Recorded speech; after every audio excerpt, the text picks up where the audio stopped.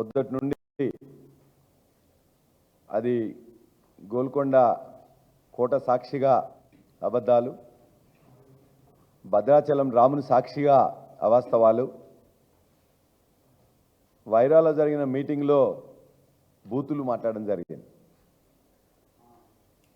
ఆయన మాట్లాడిన తీరు చూస్తే సభ్య సమాజం మొత్తం కూడా తలదించుకుంటుంది. చాలామంది అధికారులు కూడా ఈయన చెప్తున్న అబద్ధాలను చూసి ముక్కున వేలేసుకుంటున్నారు. మేధావులైతే ఏంటి రాష్ట్రానికి పట్టిన ఈ చీడ ఏంది పీడ ఏంది అని చెప్పేసి కూడా బాధపడుతున్నారు. అన్ని విషయాల్లో అందరినీ అదిరించడం, బెదిరించడం, అబద్ధాలు చెప్పడం, అవాస్తవాలు చెప్పడం, అసభ్యంగా బూతులు మాట్లాడడం, ఇంతవరకు 29 రాష్ట్రాల్లో ఉన్న ఏ ముఖ్యమంత్రి కూడా ఈ విధంగా ప్రవర్తించిన తీరు లేదు. తెలుగు రాష్ట్రాల్లో కూడా ఏ ముఖ్యమంత్రి కూడా ఇంతవరకు ఇటువంటి చండాలమైన, నీచమైన, చిల్లర భాష మాట్లాడిన సందర్భాలు కూడా లేవు. చాలా దురదృష్టం. 2-3 విషయాల్లో ఇవాళ చాలా అబద్ధాలు చెప్పారు. పొద్దున్నే మాట్లాడుతూ మళ్ళా 30,000 ఉద్యోగాలు ఇచ్చినామని చెప్పారు. 30,000 కదా, 3 ఉద్యోగాలు కూడా ఈ రాష్ట్రంలో ఉన్న యువతకు ఈ ప్రభుత్వం వచ్చిన 8 నెలల్లో ఇంతవరకు ఇవ్వలే. 30,000 ఉద్యోగాలు ఇచ్చిన చెప్పిన అన్నీ కూడా గత ప్రభుత్వం కండక్ట్ చేసిన నోటిఫికేషన్ కానీ, ఇచ్చిన నోటిఫికేషన్ కానీ, కండక్ట్ చేసిన పరీక్ష కానీ, ఆ తర్వాత ఇచ్చిన ఫలితాలు ఎలక్షన్లో అడ్డు రావడం వల్ల తర్వాత ఇచ్చిన తప్ప పదే అవాస్తవాలు, అబద్ధాలు ఇంకా ప్రచారం చేస్తున్నారు. రెండవ అంశం, ఇవాళ సీతారామ ప్రాజెక్టు గురించి మాట్లాడుతూ, సీతారామ ప్రాజెక్టు వల్ల మేము 8 నెలలనే కంప్లీట్ చేసినాం. సీతారామ ప్రాజెక్టు కాంగ్రెస్ ప్రభుత్వమే ఇంతకుముందు కూడా అన్ని కూడా కట్టింది. తెలంగాణలో కూడా బాక్రా నంగల్ ప్రాజెక్టు కట్టిందని కూడా చెప్తున్నారు ముఖ్యమంత్రి. ఇక మిగతా మంత్రులు అయితే ఒకరు 36% అయిందంటారు, ఒకరు 39% అయిందంటారు, ఒకరు అయిపోయిందని చెప్పేసి అంటారు. వాళ్ళ వింత ప్రవర్తన, వింత భాష, వింత మాటలు చూస్తుంటే ముందు మీరు దయచేసి మంత్రులారా అవగాహన తెచ్చుకోండి. సీతారామ ప్రాజెక్టుకి 7,400 కోట్లు ఖర్చు పెట్టి కేసీఆర్ గారు దానికి కావాల్సిన మొత్తం కూడా పర్మిషన్స్ తీసుకొచ్చి ఇవాళ మీరు రిబ్బన్ కట్ చేసినరో, కొబ్బరికాయ కొట్టినరో, అవన్నిటి కూడా చేయడానికి మొత్తం కూడా అన్ని ఇచ్చింది కూడా కేసీఆర్ గారి ప్రభుత్వమే, కేసీఆర్ గారి నాయకత్వంలోనే. ఇదే తుమ్మల నాగేశ్వరరావు సాక్షిగా, అదే బట్టి విక్రమార్క అక్కడ ఉన్న ఎమ్మెల్యే సాక్షిగా గతంలో దాన్ని కొబ్బరికాయ కొట్టి మొదలుపెట్టిన నిధులు ఇచ్చిన 7,400 కోట్లు నిధులు ఇచ్చింది వాస్తవం. అది పూర్తిగా కంప్లీట్ చేసింది కేసీఆర్ గారి ప్రభుత్వమే. చిన్న చిన్న పనులుంటే దానికి 75 కోట్లు అని చెప్పేసి ఇచ్చి దానికి 1,25,000 ఎకరాలు ఇస్తానని చెప్పేసి బట్టి ప్రగల్భాలు వలికితే అసెంబ్లీ వేదికైనా ఆనాడే చెప్పినాం. నువ్వు 75 కోట్లకే 1,25,000 ఎకరాలు పారించినట్లయితే నీకు నోబెల్ బహుమతి ఇవ్వాలని కూడా ఆ రోజు చెప్పినాం. పదే మంత్రులు అక్కడికి పోవడం, ఒక మంత్రి పోయి కొబ్బరికాయ కొడతాడు, ఒక మంత్రి పోయి ఆ మట్టిని ముట్టుకొని దండం పెడతాడు, ఇంకో మంత్రి పోయి ఆ నీళ్లు చల్లుకొని పవిత్రమేనని చెప్తాడు. అవన్నీ మీరు ఖచ్చితంగా చేయాల్సిందే. కానీ ఆ పని మీరు చేయడానికి అవకాశం కల్పించింది, ఖమ్మం ఉమ్మడి జిల్లాకి నిధులు ఇచ్చింది, ప్రాజెక్టు రూపకల్పన చేసింది, పర్మిషన్లు తీసుకొచ్చింది, పైసలు ఇచ్చింది కేసీఆర్ గారి ప్రభుత్వం, కేసీఆర్ గారు మాత్రమే. దుమ్ముగూడెం ప్రాజెక్టుని మేము మొదలుపెట్టిన దాన్ని కాదన్నారు. నాగార్జున సాగర్ టేల్ ప్లాంట్ ప్రాజెక్టు మేము కడతానంటే వద్దన్నారు. ఆనాడు రాజశేఖర రెడ్డి గారు కడతానంటే కేసీఆర్ గారు వచ్చి వద్దన్నారని. 50 సంవత్సరాలు ఉమ్మడి తెలుగు రాష్ట్రాన్ని కాంగ్రెస్ పార్టీ పాలించింది కదా. 2004లో దుమ్ముగూడెం మొదలు పెడతా అని చెప్పేసి 14 దాకా ఏం చేసిండ్రు? ఎందుకు నిధులు ఇవ్వలే? ఎందుకు పర్మిషన్ తీసుకోలే? ఎందుకు ప్రాజెక్టు కట్టలే? మొత్తం ఖమ్మం జిల్లాను ఒరుసుకొని గోదావరి నీళ్లు వాడుతుంటే 75 సంవత్సరాల నుంచి ఒక్క చుక్క కూడా గోదావరి నీళ్ళని 10 నియోజకవర్గాలు ఉన్న ఖమ్మం జిల్లాలో ఎక్కడని ఇచ్చిండ్రా? ఇవాళ సీతారామ ప్రాజెక్టు ద్వారా 10 లక్షల ఎకరాలకు నీళ్లకు ఇవ్వడానికని చెప్పి ప్లాన్ చేసింది కేసీఆర్ కాదా? దుమ్ముగూడెం ప్రాజెక్టు మొదలు పెడతా అని చెప్పేసి కాగితాల మీదనే పెట్టి నిధులు ఇవ్వకుండా ఇవాళ దుమ్ముగూడెం గురించి మాట్లాడుతున్నారు. ఒకవేళ దుమ్ముగూడెమే మొదలు పెట్టినట్లయితే ఆ ప్రాంతం ఇవాళ ఆంధ్రాకు పోయింది. మొత్తం తెలంగాణ ప్రజల, ఖమ్మం ప్రజల నోట్లో దుమ్ము కొట్టుకుపోయేది. ఒకవేళ మీరు చెప్పిన నాగార్జున సాగర్ టేల్ ప్లాంట్ ప్రాజెక్టు కట్టి దుమ్ముగూడెం ద్వారా మొత్తం నీళ్ళు అక్కడ తీసుకుపోయినట్లయితే మన యొక్క గోదావరి జిల్లాలో కూడా మళ్ళా కూడా ఆంధ్ర ప్రాంతానికి తరలి వెళ్ళేది. ఇవాళ రెండింటినీ గొప్పగా ఏదో చేయబోయిన రాజశేఖర రెడ్డి గారు అని చెప్పేసి అవగాహన లేమితో ఇవాళ మీరు అందరూ మాట్లాడుతున్నారు. ఇవాళ మళ్ళొకసారి మీకు చెప్తున్నాం, సీతారామ ప్రాజెక్టుని రూపకల్పన చేసి నిధులు ఇచ్చి కట్టి ఇవాళ 10 లక్షల ఎకరాల కోసం మొత్తం కూడా చేసింది కేసీఆర్ గారు. అది ప్రజలకు తెలుసు, అధికారులకు తెలుసు, ఇంజనీర్లకు తెలుసు, మీకు కూడా తెలుసు. మీరు మొత్తం అబద్ధాలు మాట్లాడుతున్నారు, అవాస్తవాలు మాట్లాడుతున్నారు. 75 కోట్లతో ఇవాళ ప్రాజెక్టు కట్టడం సాధ్యం కాదు. ఒకవేళ ఇదే రేవంత్ రెడ్డికి 8 నెలలనే ప్రాజెక్టు కట్టే సాధ్యమైతే కొడంగల్లో రాగానే వచ్చిన నెలలోనే మొత్తం కూడా దానికి కావాల్సిన నిధులు ఇచ్చిండు కదా, ప్రాజెక్టును ఆల్రెడీ కొబ్బరికాయ కొట్టిండు కదా, ఎందుకు 8 నెలల్లో ఇప్పటికి తట్టెడి మట్టి కూడా తీయలే? కొడంగల్కి చుక్క నీళ్ళు కూడా తీసుకోపోలే? 20-30 సంవత్సరాల నుంచి ఇప్పటిదాకా పెండింగ్ ప్రాజెక్టులు ఎందుకు ఉన్నాయి? మహబూబ్ నగర్లో ఉన్న పెండింగ్ ప్రాజెక్టులు అన్నీ మొత్తం కంప్లీట్ చేసినది. కోయిల్ సాగర్ కావచ్చు, భీమా కావచ్చు, కల్వకుర్తి కావచ్చు, జూరాల కింద కావచ్చు, కోయిల్ అన్నీ కూడా ప్రాజెక్టులన్నింటినీ కూడా మొత్తం పూర్తి చేసింది కేసీఆర్ గారి ప్రభుత్వం 10 సంవత్సరాలు మాత్రమే. రన్నింగ్ ప్రాజెక్టులని పెండింగ్ ప్రాజెక్టులు చేసిండ్రు, పెండింగ్ ప్రాజెక్టులను రన్నింగ్ ప్రాజెక్టులు చేసింది కేసీఆర్ గారు. కాబట్టి ఇప్పటికైనా ప్రజల్ని మభ్యపెట్టాలని ప్రయత్నం చేస్తే చెల్లదు. ప్రజలందరూ కూడా తెలియగల వాళ్ళకి తెలుస్తుంది. కాబట్టి ఇవాళ మీరు మొదలుపెట్టింది మేము కట్టిన ప్రాజెక్టు. ఇవాటికి కూడా ఆ ప్రాజెక్టు ద్వారా ఎవరికైతే నీళ్ళు అందాలనో, భద్రాచలం గిరిజనులకు కావచ్చు, పినపాక గిరిజనులకు కావచ్చు, ఇల్లందు గిరిజనులకు కావచ్చు, కొత్తగూడెంలో ఉన్న గిరిజనులకు కావచ్చు, వాళ్ళందరికీ నీళ్ళు ఇవ్వకుండా మళ్ళీ ఎవరికైతే ఎక్కడైతే ఉన్నాయో ఆ నీళ్ళు వైరా ప్రాంతానికి, సత్తుపల్లి ప్రాంతానికి మళ్ళీ తీసుకొని వచ్చి వాళ్ళకి మళ్ళీ కూడా మొండి చేయి చూపించింది. ఉన్న వాళ్ళ దగ్గరికే మళ్ళీ ముందు తీసుకోబోతున్నారు. కేసీఆర్ గారు మొత్తం కూడా 10 నియోజకవర్గాలని ప్రయత్నం చేస్తే మళ్ళీ మీరు 1-2 నియోజకవర్గాలకి వేయాల ప్లాన్ చేసిండ్రు. కాబట్టి ఆ గిరిజనులను మిమ్మల్ని క్షమించారు, గిరిజనులను మళ్ళీ మోసం చేసిండ్రు. మొత్తం గిరిజనులు మీ వెంట ఉన్నా కూడా. కాబట్టి కృష్ణా రివర్లో నీళ్లు మొత్తం కూడా మంత్రులన్నీ ఏదో కష్టపడి తీసుకొచ్చిండట. కృష్ణా నదిలో కావలసిన నీళ్లు ఈ వర్షాకాలంలో వస్తే వాటికంతా అవి మొత్తం కూడా సముద్రంలో కలుస్తుంటే అవి మాత్రం వచ్చినాయి. నీ మంత్రులు కష్టపడి చెమటోడ్చి తెచ్చిన నీళ్ళు కాదు అవి. వర్షం పడితే మొత్తం కూడా ప్రాజెక్టులు నిండితే తద్వారా వచ్చిన కాలువలోకి నీళ్ళు వదిలితే మేమేదో మంత్రులు కష్టపడి కొట్లాడి తెచ్చినట. ఎవరితో కొట్లాడినరు? ఎక్కడ కష్టపడ్డారు? మాట్లాడడానికి సిగ్గుపడాలి. మరొకటి మాట్లాడుతున్నారు, రుణమాఫీ మొత్తం చేసిన నేను. హరీష్ రావు గారు రుణమాఫీ చేయమని చెప్పి నన్ను సవాల్ విసిరితే ఆగస్టు 15 వరకు నేను చేసినా అని చెప్పేసి ముఖ్యమంత్రి మరొక పచ్చి అబద్ధం. భారతదేశంలోనే అత్యంత పెద్ద మోసాన్ని మళ్ళీ ఇవాళ దాని గురించి మాట్లాడింది.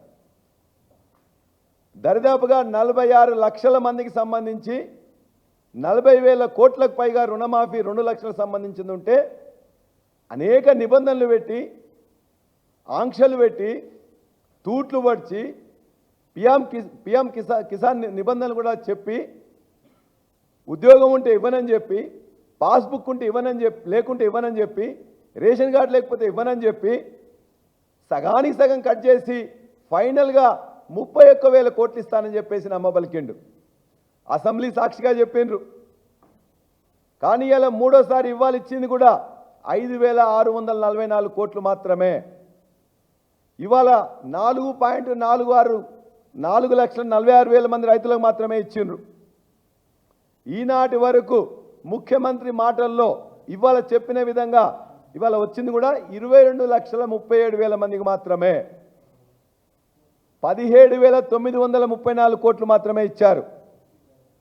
40,000 కోట్లు అవుతుందని చెప్పి 31,000 కోట్లు నువ్వు ప్రకటించి ఇవాళ 17,934 కోట్లు మాత్రమే ఇచ్చి నేను మొత్తం ఇచ్చేసినా అని చెప్తున్నాడు. 31,000 కోట్లు ఇచ్చేసినా అని చెప్తున్నాడు. మరొక వైపు లెక్కలు మాత్రం 17,934 కోట్లు సగం మంది రైతులకే ఇచ్చారు. మిగతా సగం మంది 46 లక్షల మంది రైతులుంటే 22.5 లక్షల మంది రైతులకు మాత్రమే ఇచ్చి ఇవాళ మొత్తం రైతులకు ఇచ్చినామని నమ్మబలుకుతా ఉన్నారు. అది కూడా హరీష్ రావు గారు సవాల్ విసిరితే హరీష్ రావు గారు చెప్తే వారు చెప్పిండ్రు. అదే హరీష్ రావు గారు సవాలే కాకుండా అన్ని దేవుళ్ళ మీద ఒట్లు పెట్టుకున్నారు. ఇవాళ మనుషులను నమ్మించి మోసం చేసిందే కాకుండా చివరికి దేవుళ్ళను కూడా మోసం చేస్తున్నాడు ఈ ముఖ్యమంత్రి. యాదగిరి నరసన్న అని చెప్పిండు, సిరిసిల్ల రాజన్న అని చెప్పిండు, భద్రకాళి వరంగల్ భద్రకాళి అని చెప్పిండ్రు. ఎక్కడ పోతే అక్కడ అమ్మవార్ల మీద దేవుళ్ళ మీద ఒట్లేసి ఆ ఒట్లను తీసి గట్టు మీద పెట్టి మళ్ళీ ఇవాళ తిట్ల పురాణం అనుకున్నాడు. ఒట్లు లేకపోతే తిట్లు. హరీష్ రావు గారిని మాట్లాడేంత నీకు ఇవాళ నీ యొక్క అదృష్టమో తెలంగాణ ప్రజల దురదృష్టమో నువ్వు ఇవాళ ఈ రాష్ట్రానికి ముఖ్యమంత్రి అయినావు. కానీ నీలాగా చిల్లరగా చిచ్చోరుగా ఎప్పుడు కూడా ఏ ముఖ్యమంత్రి మంత్రి వాళ్ళు కూడా మాట్లాడలే. హరీష్ రావు గారు ఒక నికాసైన నాయకుడు. 7 సార్లు ఎమ్మెల్యేగా గెలిచిండు. అద్భుతమైన ఉద్యమకారుడు. ఎక్కడ ఏ పనున్నా కూడా అది అభివృద్ధి అయినా వ్యక్తిగతమైనా అక్కడ వాళ్తాడు. ఇవాళ ఆనాడు ఆయన ఇచ్చిన లెటర్లో కూడా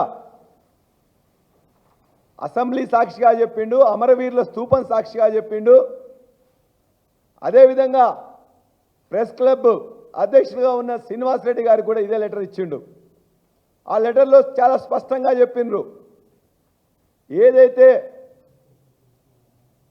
రుణమాఫీ 2 లక్షలని మీరు చెప్పిండ్రో ఆ 2 లక్షల రుణమాఫీ ఖచ్చితంగా చేసి తీరాలి.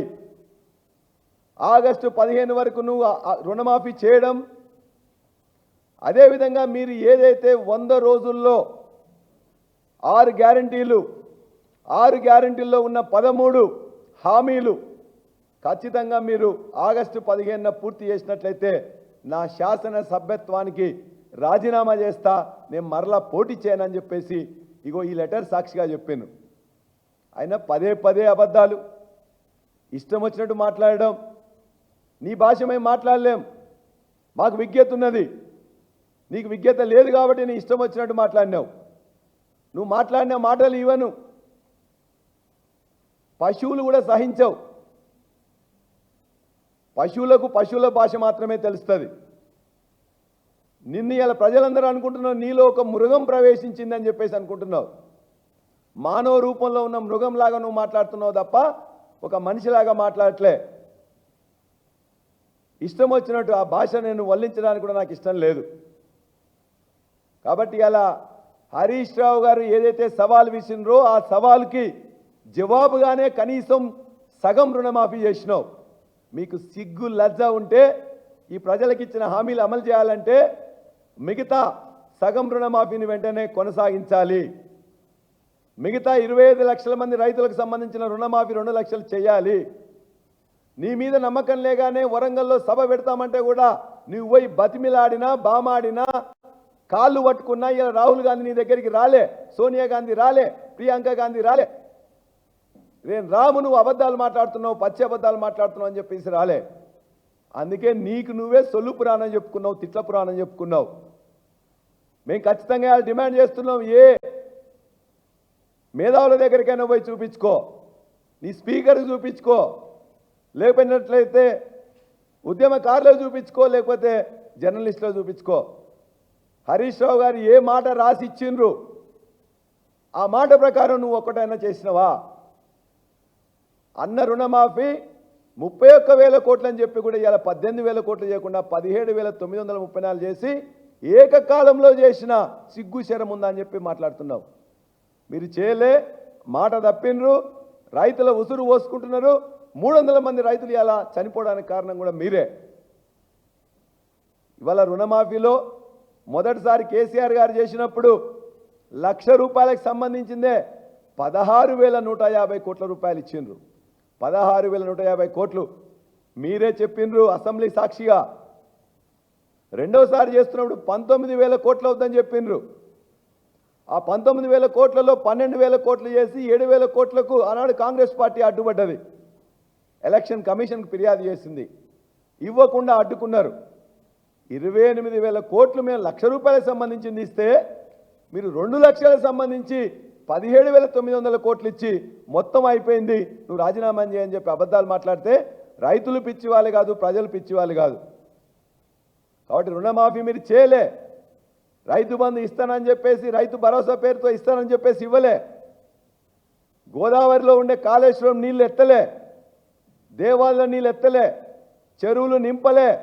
అందుకే దరిదాపుగా 10 లక్షల సాగు గతం కంటే ఇలా తగ్గింది. సిగ్గుపడండి. నీళ్లుండి, గోదావరిలో నీళ్లుండి, మోటార్లుండి, రిజర్వాయర్లుండి, కాల్వలుండి పనిచేసే రైతులున్న తర్వాత వాళ్ళకి కనీసం నీళ్ళు ఇవ్వలేదు. అందుకు సిగ్గుపడండి. మంత్రులు అవగాహన పెంచుకోండి, ఆ యొక్క పంపులను మొదలు పెట్టండి.